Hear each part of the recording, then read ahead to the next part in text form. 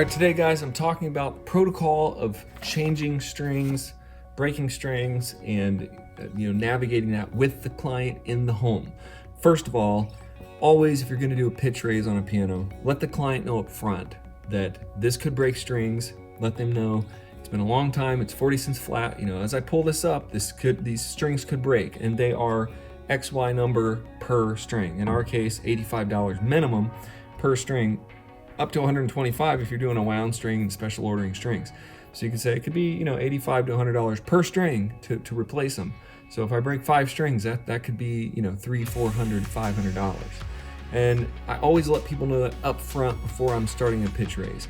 I have been fired before by a client who, when I was younger, a couple strings broke on her piano. She just thought it was my fault. So I try to explain to them up front, anytime a string breaks on a piano, unless it's some error of the technician, the one thing I think you could do to break a string is put the tuning hammer on the wrong note and you're playing it and you're pulling it and you keep pulling it and nothing's happening. Well, you're pulling the wrong string. That's the only time when you can kind of pop a string on a piano where it's your fault. There are a few little techniques you can do as you're tuning that might help you not break a string, but in general I find that it's just up and down. Yeah, maybe it works, maybe it doesn't. So we'll talk about those in other videos, but in this video I'm talking directly to guys that I'm mentoring here in Apex, in Nashville, and in my markets. So we're talking about the protocol for when you break a string. So you break a wound string, and you're going to have that string custom made. There are strings you can have in your case, they're like universal bass strings, but even the manufacturers of those strings say that they're just temporary fixes until you can get one made, because the inside core and the wrapping of a bass string is very specific and it has to be matched perfectly. So you have to make that have that string perfectly made for that piano. So it is a custom made string that you're going to be putting in your client's piano. So you want them to know that, so they don't think you're just running out to the truck and grabbing some string. You're actually sending this out, sending the measurements to a manufacturer who are going to make a string specifically for that piano, and that's why it's a little more cost, and it makes it a little more like, oh, okay, you're going to have to take a week or so to get this done.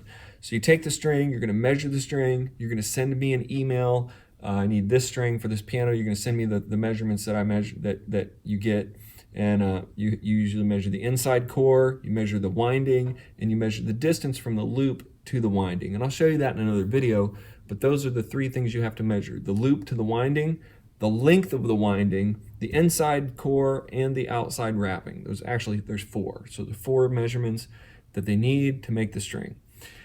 And then you'll put the string on, you'll charge the client, and here's the other thing. So now that you've done that, the string is going to stretch. So there's 2 things you got to tell. You got to tell the client, hey, in a week or 2, this is going to go way out of tune. It's going to sound like like they think it's 2 notes, or they think something's broken because it sounds so wonky. One of those strings is going to stretch and go out of tune. So you're going to have to tell them a few things. I'm going to have to come back in a couple weeks. Okay, it's $25 or it's $50, whatever price that you have for that comeback. It's a real quick thing.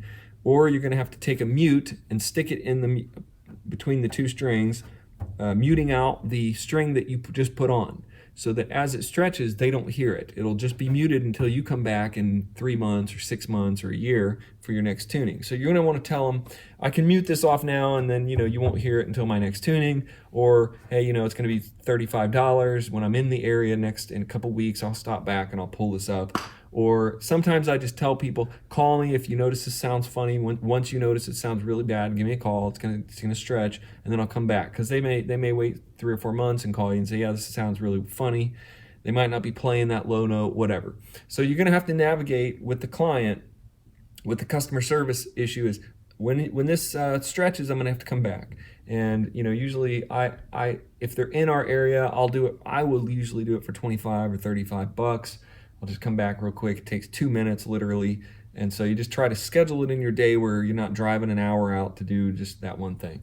If they're way out in the boonies and you're not going to go back, I stick a mute in it and say, we'll come back at our 6-month tuning and we'll make sure that's all stretched out, because it can take a couple months for the string to stretch. So you don't want to get back too soon. You don't want to get back in like 2 days. You want to give it a couple weeks or even a month to really stretch out and get sounding really wonky. So when you pull it up again, it's there. The last thing I do when I set the pin when I tune that string up, when I get it tuned up, I usually tune it a little sharp. I'll just get it in tune and then I'll kind of give it a crack up, because that's gonna give it a little more, as it settles down, it might settle down into tune a little bit better.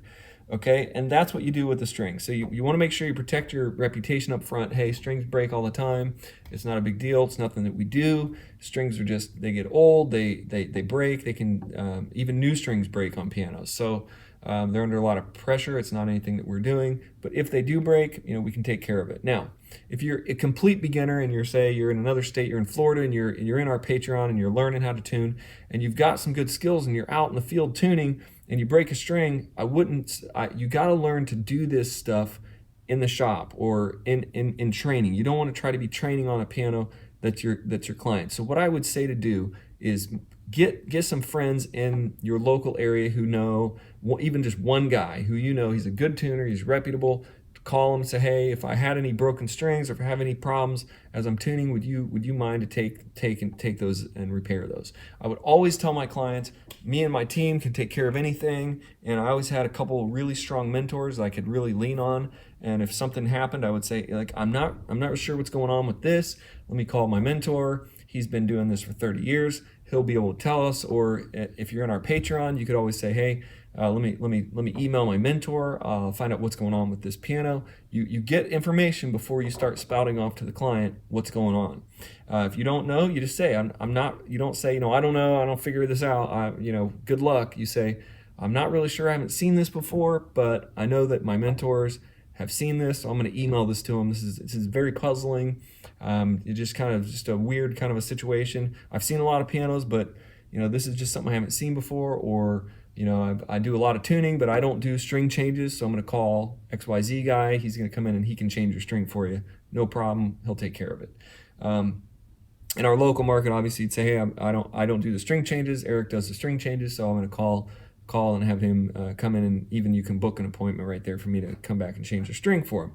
Okay, so those are the things that you want to do when you break a string and when you get to repair them. Now, in the treble strings, if you break a high treble string, no problem. You can either you have those in your truck and you can do those, or you just say, hey, I don't have my stringing box. I'm going to have to come back next week. Let's schedule an appointment. People are usually totally fine with that. All right. The last thing is, I don't do a lot of tying of strings in the industry. A lot of guys will tie strings, and I would use that in a pickle. I don't tie strings. Actually, I've never tied a string on a client's piano in all the 10 years I've been tuning in concerts and schools, and I just don't do it. I've never had to. I can usually get my strings made and do the job that time. I got strings all tied down through the piano. We'll work on string tying if you want to later, but that's not something that I usually practice and mess around with. I just go get a good string and I stick it on there. If you were in a concert pickle, pinch, and things like that, that's the problem. The problem I find with string tying and tying a knot in a string is you absolutely can't tie it in the speaking length of the string. You have to do it just in these, and usually anything that is broken, it's got to be like the perfect break and the perfect scenario for that even to work. So I don't even mess with it.